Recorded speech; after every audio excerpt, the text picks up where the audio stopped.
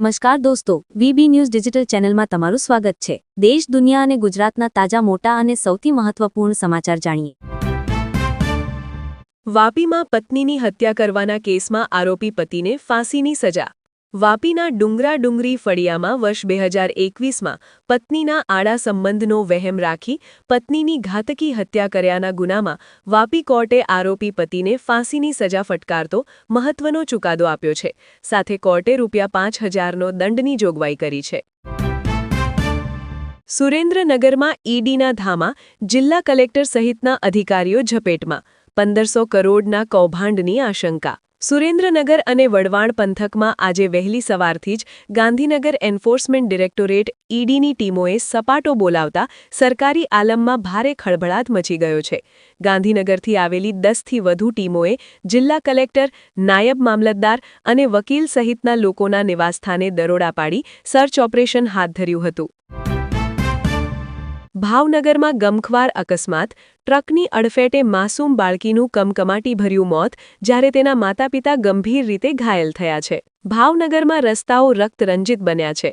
આજે સીદસરથી Shantilal Shah engineering college road પર એક હચમચાવી દેનારો અકસ્માત સર્જાયો હતો, જેમાં ટ્રક અને ટુ વ્હીલર વચ્ચે થયેલા અકસ્માતમાં એક માસૂમ બાળકીનું ઘટના સ્થળે જ મોત નીપજ્યું છે, જ્યારે તેના માતાપિતા ગંભીર રીતે ઘાયલ થયા છે।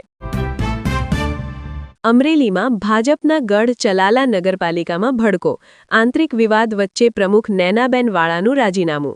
અમરેલી જિલ્લા ભાજપમાં લાંબા સમયથી ચાલી રહેલી આંતરિક વિવાદ હવે ચરમસીમાએ પહોંચ્યો છે। ધારીના ધારાસભ્ય જેવી કાકડિયાના વતન ચલાલામાં ભાજપ શાસિત નગરપાલિકામાં ભંગાણ સર્જાયું છે। પાલિકા પ્રમુખ નૈનાબેન વાળાએ સભ્યોના ભારે વિરોધ અને અસંતોષ બાદ અંતે કલેક્ટરને પોતાનું રાજીનામું સોંપી દીધું છે। દાહોદમાં જૂથ અથડામણ, જૂની અદાવતને કારણે 5 રાઉન્ડ ફાયરિંગ, 2 લોકો ઇજાગ્રસ્ત। દાહોદના કસ્બા વિસ્તારમાં આજે 2 જૂથો વચ્ચે થયેલી હિંસક અથડામણે સમગ્ર પંથકમાં ચકચાર જગાવી છે। જૂની અદાવતને કારણે સામાન્ય બોલાચાલીથી શરૂ થયેલો મામલો જોતામાં ઉગ્ર બની ગયો હતો અને જાહેરમાં ફાયરિંગ થતાં ભયનો માહોલ સર્જાયો હતો। વડોદરામાં ઠંડીનો પારો 1.6 ડિગ્રી ઘટીને 12.6 ડિગ્રી છતાં ઠંડીમાં સામાન્ય વધારો। આજે તાપમાનનો પારો ગઈકાલ સોમવાર કરતાં 1.6 ડિગ્રી જેટલો ઘટી જતાં 12.6 ડિગ્રી તાપમાન નોંધાયું હતું। પરિણામે ઠંડીમાં સામાન્ય વધારો થયો છે। ગઈકાલે આકાશમાં વાદળા જોવા મળ્યા હતા, જેથી તાપમાનનો પારો 14 ડિગ્રીથી વધીને 14.2 ડિગ્રીએ પહોંચી ગયો હતો, પરંતુ આજે આકાશી વાદળા હટવાના કારણે ઠંડીમાં સામાન્ય વધારો થયો છે। સુરત એરપોર્ટ પરથી 6 કરોડનો હાઇબ્રિડ ગાંજો ઝડપાયો, ડ્રગ્સ માફિયાઓનો નવો પેંતરો। ગુજરાતના મુખ્ય એરપોર્ટ્સ હવે દાણચોરો અને ડ્રગ્સ પેડલરો માટે સોફ્ટ ટાર્ગેટ બની રહ્યા હોય તેવું ચિત્ર ઉપસી રહ્યું છે। અમદાવાદ અને સુરત સહિતના એરપોર્ટ પર તાજેતરમાં ગોલ્ડ અને ડ્રગ્સ સ્મગલિંગની ઘટનાઓમાં ચિંતાજનક વધારો થયો છે। આ સિલસિલામાં સુરત પોલીસે એક મોટી સફળતા મેળવી ઇન્ટરનેશનલ એરપોર્ટ પરથી કરોડો રૂપિયાનો ડ્રગ્સનો જથ્થો ઝડપી પાડ્યો છે। હિંમતનગરમાં પોન્ઝી સ્કીમોના રાફડો, બિગ બુલના સંચાલકો દ્વારા રોકાણકાર સાથે 4 લાખની છેતરપિંડી। સાબરકાંઠાના હિંમતનગરમાં એક પછી એક પોન્ઝી સ્કીમોના કૌભાંડ સામે આવી રહ્યા છે। શહેર જાણે ઠગાઈનું એપિસેન્ટર બની ગયું હોય તેમ બીઝેડ બાદ હવે બિગ બુલ પોન્ઝી સ્કીમના સંચાલકો સામે વધુ એક પોલીસ ફરિયાદ નોંધાઈ છે। આ સ્કીમમાં વધુ એક રોકાણકારે લાખો રૂપિયા ગુમાવ્યા હોવાનું સામે આવ્યું છે। આણંદ અને ખંભાતના 3 એકમને ₹3 લાખનું દંડ ફટકારાયો। આણંદ જિલ્લામાં ખોરાક સુરક્ષિતતા અને ગુણવત્તા સુનિશ્ચિત કરવા માટે ખોરાક અને ઔષધ નિયમન તંત્ર દ્વારા આણંદની સુંદર કાઠિયાવાડી, ખંભાતની રાણા જીવણલાલ મણીલાલ અને આણંદની સહયોગ રેસ્ટોરન્ટ ખાતે તપાસણી હાથ ધરવામાં આવી હતી। વડોદરા પોલીસે વર્ષોથી ફરાર વધુ 3 આરોપીને ઝડપી પાડ્યા। વડોદરા શહેર 6 ટીમો જુદા જુદા રાજ્યોમાં લાંબા સમયથી આશરો લઈ રહેલા આરોપીઓને શોધી કાઢવા માટે ફરી રહી છે, ત્યારે વધુ 3 આરોપીને પકડવામાં પોલીસને સફળતા મળી છે। અમદાવાદના નરોડામાં પોલીસ અને એએમસીની ટીમ પર લારીવાળાઓએ કર્યો પથ્થરમારો, 1 પોલીસકર્મીને ઈજા। અમદાવાદ શહેરમાં ટ્રાફિકની સમસ્યાને લઈ એએમસી દ્વારા ટ્રાફિક પોલીસ સાથે દબાણો દૂર કરવાનો પ્રયાસ કરવામાં આવ્યો હતો, જે અંતર્ગત શહેરના નરોડા રોડ પર આવેલા વેજીટેબલ માર્કેટ પાસે દબાણો દૂર કરવાની કામગીરી સમયે પોલીસ અને ઉત્તર ઝોનના એસ્ટેટ વિભાગના કર્મચારી પર પથ્થરમારો કરવામાં આવ્યો હતો. વેજીટેબલ માર્કેટની બહાર ઊભા રહીને ધંધો કરતા લારીવાળાઓ દ્વારા પથ્થરમારો કરવામાં આવ્યો હતો, જે બાદ તાત્કાલિક ધોરણે પોલીસ દ્વારા હુમલો કરનારા લોકોનો સામાન ભરી લેવામાં આવ્યો છે. આ હુમલાની ઘટનામાં એક પોલીસકર્મીને ઈજા થતા હોસ્પિટલ સારવાર માટે ખસેડવામાં આવ્યો છે. અરવલ્લી મુદ્દે આમ આદમી પાર્ટી પણ મેદાને, ખેડબ્રહ્મામાં મહાસંમેલન, દિલ્હી સુધી કૂચની ચીમકી. સાબરકાંઠા જિલ્લાના ખેડબ્રહ્મા તાલુકાના ખેરોજ ખાતે અરવલ્લી બચાવો અભિયાન અંતર્ગત યોજાયેલી વિશાળ જનસભામાં આમ આદમી પાર્ટીના ધારાસભ્ય ચૈતર વસાવાએ સરકાર સામે રણશીંગું ફૂંક્યું છે. આ સભામાં યુવા નેતા યુવરાજસિંહ જાડેજા સહિત હજારોની સંખ્યામાં આદિવાસી સમાજ, ખેડૂતો અને પર્યાવરણ પ્રેમીઓ ઉમટી પડ્યા હતા. ચૈતર વસાવાએ સરકાર પર આકરા પ્રહારો કરતા જણાવ્યું હતું કે સરકાર ખનિજ માફિયાઓના દબાણમાં આવીને અરવલ્લી પર્વતમાળાની ભૌગોલિક વ્યાખ્યા બદલી રહી છે. પાદરા તાલુકાના વડુ ગામે 25 વર્ષ અગાઉ બનેલી જર્જરિત પાણીની ટાંકી તંત્ર દ્વારા ઉતારી લેવાઈ.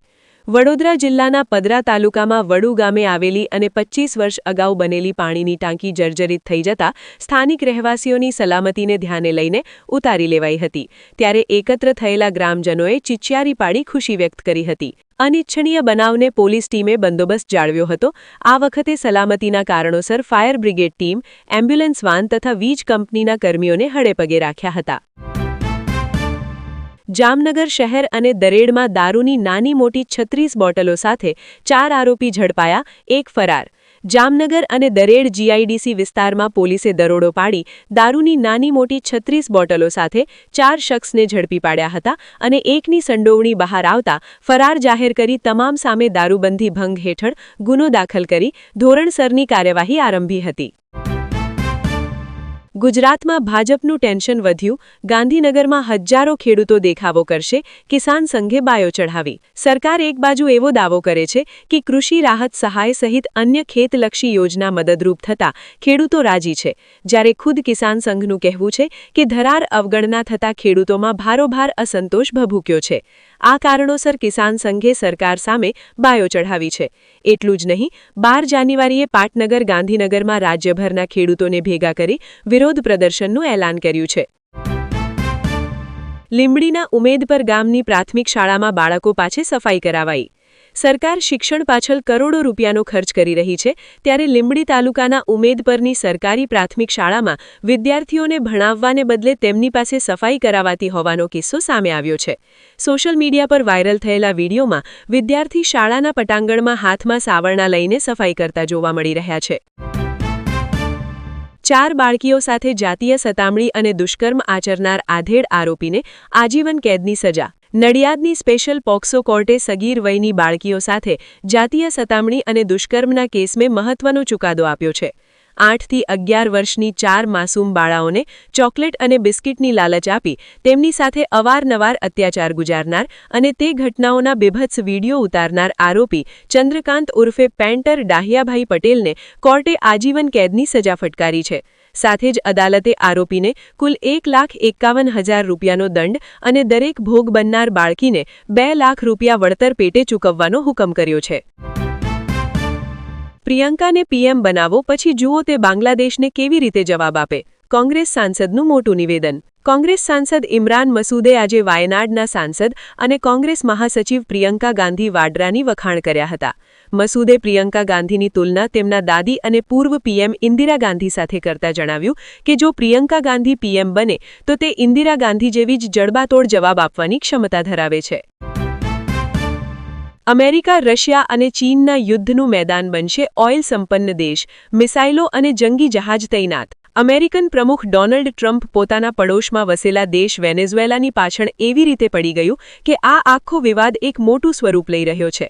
આમ તો અમેરિકાએ વેનેઝુએલા સામે પોતાનો મોરચો ડ્રગ્સ તસ્કરીના આરોપમાં ખોલ્યો હતો, પરંતુ હવે આ વિવાદમાં રશિયા અને ચીન પણ આવી ગયું છે અને ડર છે કે ક્યાંક આ મોટા સૈન્ય સંઘર્ષમાં ન બદલાઈ જાય.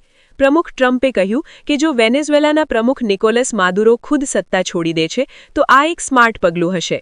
વળી માદુરોએ જવાબ આપતા કહ્યું કે ટ્રમ્પ માટે વેનેઝુએલાને બદલે અમેરિકા પર ધ્યાન કેન્દ્રિત કરવું વધુ સારું રહેશે. રાજકોટમાં બ્રિજ બનતા પહેલા જ સ્લેબ બેસી ગયો. 150 ફૂટ રિંગ રોડ પર સદનસીબે જાનહાનિ ટળી. રાજકોટના 150 ફૂટ રિંગ રોડ પર ટીલાળા ચોક નજીક ચાલી રહેલી 4 ટ્રેકની કામગીરી વખતે એક ગંભીર ઘટના બની છે. અહીં નિર્માણાધીન બ્રિજનો સ્લેબ ભરવાની કામગીરી સમયે જ એક ગાળો બેસી ગયો હતો. ત્યાર પછી તાત્કાલિક ધોરણે કાટમાળ દૂર કરવાની કામગીરી હાથ ધરાઈ હતી. સદનસીબે આ ઘટનામાં કોઈ જાનહાનિ થઈ ન હતી.